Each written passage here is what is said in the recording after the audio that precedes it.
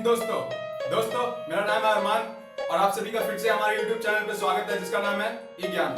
दोस्तों जैसा कि आप लोग जानते हैं कि आज 15 अगस्त यानी स्वतंत्रता दिवस, जिस दिन हमारा देश आजाद हुआ था, उसी की खुशी हम मना रहे हैं। दोस्तों आप सभी को आज के दिन की हार्दिक शुभकामनाएं और आपको यह दिन मुबारक हो। दोस्तों हमारा देश आजाद तो है, लेकिन आजाद है या नहीं है, इस पर अभी भी सबके मन में काफी सवालें हैं।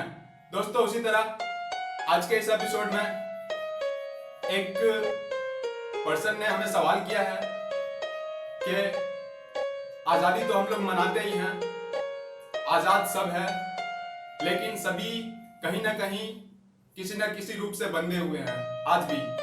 दोस्तों उनका जो सवाल था वो मिस्टर रेहान जी ने हमें जयपुर से सवाल किया है कि इस आज के आजाद हिंदुस्तान में आजाद सभी हैं, आजादी की लड़ाई सभी इंसानों ने मिलकर लड़ा था। तो उनका जो सवाल है कि क्या आजादी की लड़ाई सिर्फ हिंदुओं ने लड़ा था, क्या मुसलमानों ने आजादी की लड़ाई नहीं लड़ी थी?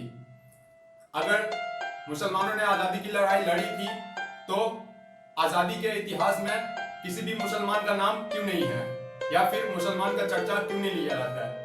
और अगर नहीं लड़े थे तो क्यों नहीं लड़े थे? क्या उस समय कोई मुसलमान नहीं थे? तो दोस्तों आप निश्चिंत रहे, इसका सवाल बहुत ही अच्छा मिलेगा और बेशक मिलेगा। दोस्तों ऐसे सवाल के लिए आइए चलते हैं कारी फारूक उमर जी के पास। बिस्मिल्लाहिर्रहमानिर्रहीम नहमदुहु व नुसल्ली अला रसूलिहिल करीम, अम्मा बाद। मेरे मोहतरम बुजुर्गों और दोस्तों और अजीज साथियों, आप सभी हिंदुस्तान वासियों को आज़ादी मुबारक हो और खुश आमदीद कि अल्लाह के फजल व करम से हम लोग को ये आज़ादी हासिल हुई। तो आज जो सवाल आया है मिस्टर रेहान साहब जयपुर से, उन्होंने सवाल किया है कि क्या मुसलमानों की जंग आज़ादी में कोई हिस्सा नहीं है? अगर हिस्सा है तो फिर मुसलमान के रहनुमाओं का नाम क्यों नहीं आता? उन्होंने बहुत ही अच्छा सवाल किया। ये जंग आज़ादी जो है ये हिंदुस्तान के लिए किसी भी कोई भी कौम हो, कोई भी देश हो, अगर वो देशवासी किसी का गुलाम है और जब आज़ादी मिलती है तो वो किसी एक फिरका के वहाँ के रहने वालों से नहीं, किसी एक के धर्म मानने वालों से नहीं होती है वो आज़ादी। वो उस देश की आज़ादी कभी नहीं हो सकती जब तक कि हर देशवासी, पूरे देशवासी जब तक कि एकजुट ना हो, आज़ादी मिल ही नहीं सकती है। तो जहां तक मुसलमानों का सवाल है, तो आप किताबों में पढ़ेंगे, जब आप किताबों का मुताला करेंगे तो आपको पता लगेगा कि जंग आज़ादी शुरू करने वाले मुसलमान ही हैं। 1700 ईस्वी से ही जंग आज़ादी की जंग लड़ी गई। 1700 में जंग हुई, 1800 में, 1846 में, उसके बाद 1900 की बाद की जो जंग लड़ी गई, तब सारी कौम को लेके आगे बढ़ाया गया। और जब जंग आज़ादी जब चल रही थी तो उस वक्त मुसलमान के रहनुमाओं का नाम नहीं आने की वजह यह है कि ये जंग आज़ादी में हमने बहुत सारी कुर्बानियां दी हैं। हम मुसलमानों को मालूम ही नहीं, हमारी नस्लों को ये मालूम ही नहीं, हमारी नस्लों को ये बताया ही नहीं जाता कि आपने जंग आज़ादी में क्या कुर्बानी दी है। जंग आज़ादी उस चीज को कहते हैं, ऐसे ही नहीं कहते हैं। हमारे उलमाए किराम को टॉमसन कहता है कि किसी ने ये कहा कि हिंदुस्तान में हम कब तक गुलाम बना के रख सकते हैं। तो एक अंग्रेज ने जब ये सवाल किया तो उसने जवाब दिया कि तुम मुसलमानों के उलमाओं को और कुरान को खत्म कर दो, तुम हमेशा गुलाम बना के रखोगे हिंदुस्तान में। तो जाकर पूछो चांदनी चौक के दीवारों से और दरख्तों से कि सारे उलमाए किराम का गर्दन लटका दिया गया था चांदनी चौक से लेकर मीना बाजार के चौक तक। सारे उलमाओं के खून की नदियां बहा दी गई थी। उलमाओं को हाथी के झुंड में पकड़कर और चमड़े में पैक करके उसके बाद उनको गोलियों से भून दिया करते थे। उलमाओं का कत्लेआम हो गया था। 66,000 उलमाए किराम एक मुश्त में शहीद हुए थे।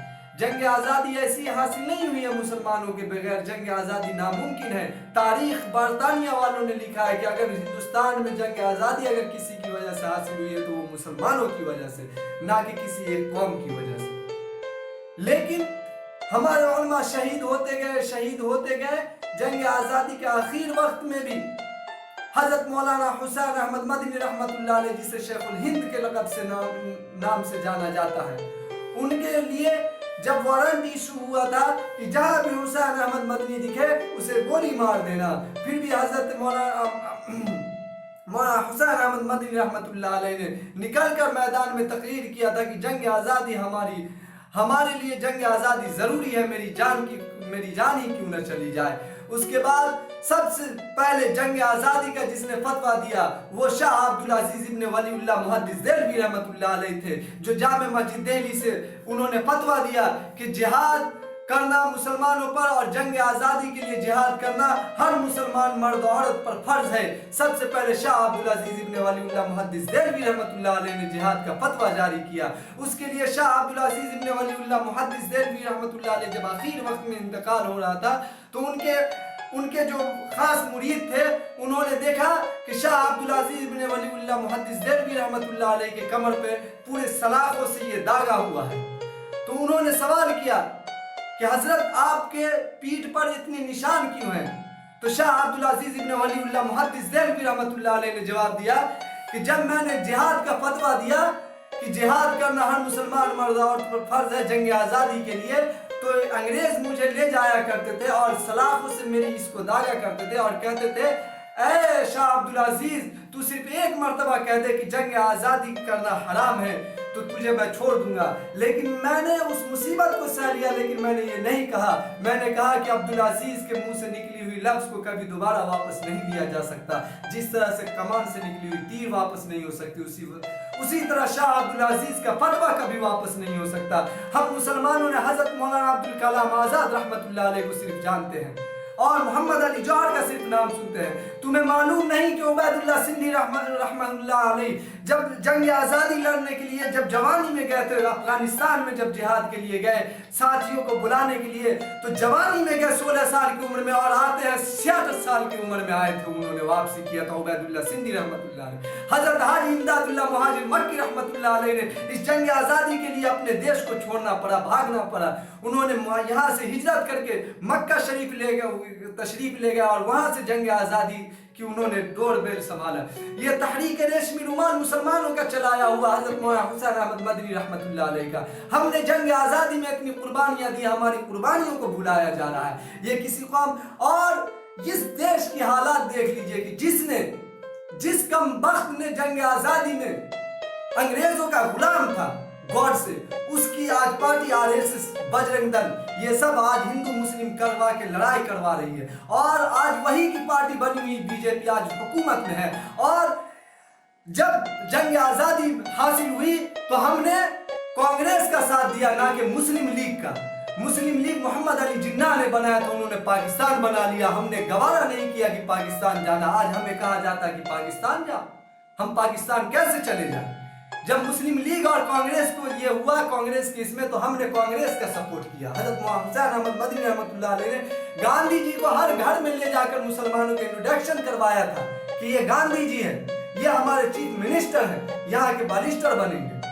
हम मुसलमानों के जरिए हुसैन अहमद मदनी रहमतुल्लाह अलैह ने कांग्रेस को ये किया था। आज हिंदुस्तान के हालात इतनी खराब है कि देख लीजिए, जिनके आबा व अजदाद गद्दार थे वो आज हुकूमत में है और हमें कहते हैं, सुल्तान टीपू शहीद रहमतुल्लाह अलैह को कहते हैं कि वो गद्दार है। अरे कमबख्तो, किसी राजा महाराजा की हकीकत उठा के दिखा दो जंग आज़ादी में कि उसने हिंदुस्तान को आज़ाद करने के लिए अपनी जान दी हो। लेकिन सबसे पहले जिसने इस जंग आज़ादी लड़ी थी और जिसने अपनी पहली जान की कुर्बानी दी थी वो शहीद टीपू सुल्तान रहमतुल्लाह अलैह है, जिन्होंने अंग्रेजों के सामने झुकना तो गवारा नहीं किया लेकिन अपनी जान दे दी। तुम मराठा की बात करते हो, ये मराठियों ने गद्दारी किया था, मीर जाफर ने गद्दारी किया था, निजाम की की हुकूमत ने गद्दारी किया था, नहीं तो टीपू सुल्तान रहमतुल्लाह अलैह उसी वक्त अंग्रेज को निकाल देते। जब टीपू सुल्तान रहमतुल्लाह अलैह को शिकस्त हुई तो अंग्रेज जो था उसने कहा कि आज हमने पूरा हिंदुस्तान को आजाद कर लिया। आज टीपू सुल्तान रहमतुल्लाह अलैह को देश का गद्दार कहा जाता है। गद्दार बैठे हुए हैं हुकूमत में, इसलिए गद्दार कहा जाता है। न जाने किस राह पे हमारा हिंदुस्तान जा रहा है, हमें तो मालूम नहीं। जो अटल बिहारी वाजपेयी, सारी दुनिया जानती है कि वो आरएसएस का चेला था और उसने जंग आजादी के लड़ने वालों को जासूसी के तौर पर अंग्रेजों का जासूस बना हुआ, तो उसे हिंदुस्तान का वजीर आजम बनाया गया। और कहते हो कि गद्दार हम हैं। हमने तो हिंदुस्तान को अपने खून और पसीनों से सेंचा है इस हिंदुस्तान को। अगर हम अपनी पर आ गए तो जब हम अंग्रेजों से छीन सकते हैं हिंदुस्तान की हुकूमत, तो तुम ये टेंशन मत लो, हम अभी ये लड़ सकते हैं, जिहाद कर सकते हैं, हम अब भी लड़ सकते हैं, हम अभी भी हम अपने फिरका परस्तों को उनकी जान ले सकते हैं, हम अपने हिंदुस्तान को अपना खून आज भी दे सकते हैं। मुश्किल नहीं है। ये पाकिस्तान या चीन ये इतनी आवाज उठा रही है, खुदा की कसम किसी मुसलमान मिनिस्टर को बना के देखो, कसम बा खुदा की, पाकिस्तान में या चीन में घुस के मारेंगे इंशाअल्लाह। तुम क्या समझते हो? तुमने तो बना रखा डरपोकों को वजीर आजम बनाते हो। लड़ो हिंदुस्तान से, देखते हैं किसमें कितना पावर है। अरे हम आज भी अपने पेट पे पत्थर बांध के लड़ सकते हैं अपने देश के लिए। तुम हमें गद्दार कहते हो? हम गद्दार नहीं हैं।